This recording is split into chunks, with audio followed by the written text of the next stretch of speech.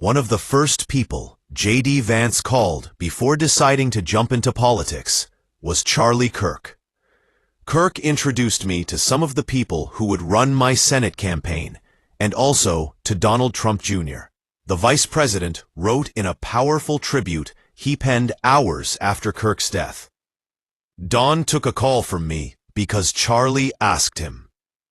3 years after that winning Senate run, when the elder Donald Trump was pondering his choice of presidential running mate, Kirk argued the case for Vance, in public and private, Vance wrote. Follow latest updates on Hunt for Suspect. We have him. How Suspect was caught. By then, Kirk was already a fixture in Trump's orbit, courting donors and discussing strategies at Trump's Mar-a-Lago estate in Florida, and hosting Turning Point USA summits hosted by local Republicans. He never ran for office or held an official government position, but Kirk rose from being an unknown activist from the suburbs of Chicago to standard-bearer of Donald Trump's Maga movement. Kirk was President Trump's bridge to young Republicans, and Trump credited him and his organization with his victory in 2024. He was also a close personal friend of the Trump family, a key White House advisor, a hero to many young Republicans, and a foil for the party's opponents. Born in a suburb of Chicago in 1993, Kirk got started early in conservative politics, first penning an essay for right-wing Breitbart News at the age of 18, accusing schools of spreading propaganda and indoctrination. He caught the eye of Bill Montgomery, a retired businessman and Tea Party activist more than 50 years his senior, who took Kirk under his wing. In 2012, around the midpoint of Barack Obama's presidency, the pair founded Turning Point USA, TPUSA, a group which focused on conservative activism on college campuses, spreading rapidly along with Kirk's social media following. The group tapped into online media and spread a slickly packaged style of conservatism to young people. It won him a speaking place, aged 23, at the 2016 Republican National Convention. At the time, Kirk, who had worked with more conventional Republican candidates in the past, admitted to a Wired magazine that he was not the world's biggest Donald Trump fan. But from that moment on, he quickly became one of Trump's biggest backers, steadfastly tracking the Maga agenda and disagreeing only on rare occasions. Suspect in custody. What we know so far. Following Kirk's death, Jared Kushner, the president's son-in-law, wrote on X that he played a significant role in helping President Trump's 2016 campaign, building and fostering the Maga movement, adding that he told established political organizations that he comes with big ideas, is easy to work with, and always over-delivers. Lawrence Muir, a former official in Trump's first administration, said that Kirk's influence was key early on in Trump's first term, and that TPUSA was the main recruitment vehicle for younger people. But perhaps his more far-reaching impact, Mr. Muir said, was in giving other conservatives an understanding of social media and how to reach young people.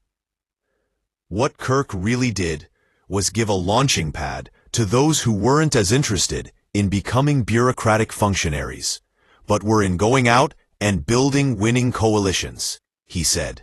Hard-right Trump loyalist. Kirk's political views drifted rightward over time. He was against gay marriage and abortion, argued for Christian nationalism, and was highly critical of Islam, and famously said that gun deaths were worth it for the right to own firearms. He was also an opponent of diversity programs and spread falsehoods about topics such as COVID vaccines and voting fraud. Above all, he was loyal to Trump. At the end of Trump's first term, with the president pushing false allegations of election fraud, Kirk bragged about sending 80 buses of supporters to Washington, just in time for the rally, which devolved into the January 6th riot at the U.S. Capitol. Kirk was hauled in front of a congressional committee investigating the riot and declined to say much of anything, instead invoking his constitutional right not to incriminate himself. But by July 2024, he had tempered his views, telling the BBC that he believed it existed, but only on the edges. Instead, he said and his group were laser-focused, like the Trump campaign, on maximizing early voting methods that they had previously shunned as illegitimate and ripe for fraud. Credit from Trump. Kirk poured millions of TPUSA dollars and thousands of volunteers into get-out-the-vote efforts in swing states during last year's election, and his strategy appears to have worked. The organization's ground game was crucial, analysts say, helping make up for the formal Trump campaign's struggles reaching infrequent voters or those untouched by traditional outreach. Although Democrat Kamala Harris won the youth vote overall, it was by a far smaller margin than that of Joe Biden's 2020 victory. Trump himself gave Kirk credit at TPUSA's annual America Fest conference in December, just a few weeks after his election victory. "I want to express my tremendous gratitude to Charlie Kirk. He's really an amazing guy and his whole staff for their relentless efforts to achieve this very historic victory," Trump said. The gathering was triumphant, bombastic, and slickly produced, with huge video screens, a demonstration of TPUSA's deep pockets. The group has now spread to 3,500 high schools and colleges, and brought in more than $85 million, $62 million last year, according to investigative journalism outlet ProPublica. It also showed off Kirk's ability to bring together disparate wings of the Make America Great Again movement. Members of Congress, dark arts strategists like Roger Stone, and conspiracy-obsessed social media influencers, ever closer to White House power.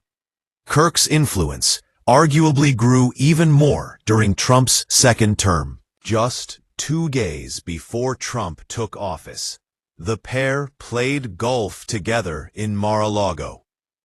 His relationships with Trump and the rest of the family even gave him sway over government posts. Kirk was reportedly involved in vetting administration appointees earlier this year. In his tribute, Vance wrote, "He didn't just help us win in 2024. He helped us staff the entire government." And while his social media and podcast output continued at pace, along with campus tours and other speaking commitments, he continued to hew to Trump's agenda. After criticizing the Justice Department for dragging its feet on releasing files related to the sex offender Jeffrey Epstein, he took a phone call with Trump. Shortly thereafter, Kirk declared that he was done talking about Epstein. News of his killing hit the White House hard, starting with the startled gasps of young staffers who saw news of the shooting while scrolling on their phones. "Oh my God," one young woman was heard saying, before scurrying down a hallway to tell others. "Charlie Kirk has been shot." Some staff were wiping away tears. President Trump received updates and fielded phone calls from the Oval Office before ultimately taking to Truth Social to publicly confirm his death and later delivering a video address on his murder and ordering flags across the country to fly at half-staff. Charlie was very much a part of this family, and maybe the highest-profile Maga person outside of those that are working here. Chief of Staff Susie Wiles told CNN, "I think it shook everybody to their core." Donald Trump Jr. posted his own message saying that Kirk wasn't just a friend, he was like a little brother to me. Dr. Matthew Dallek, a a professor at George Washington University and expert on modern conservatism, said that the close personal ties between Kirk and the Trump family were really important to the TPUSA founders' broader influence. Trump prizes loyalty above maybe anything else, he said. And if Don Jr. is saying he was like a brother to him, that suggests just how great a supporter Kirk was. They viewed him as an absolutely critical ally and advisor. There was a kindred spirit there, and they did not have to worry about him bolting from the movement. He was loyal.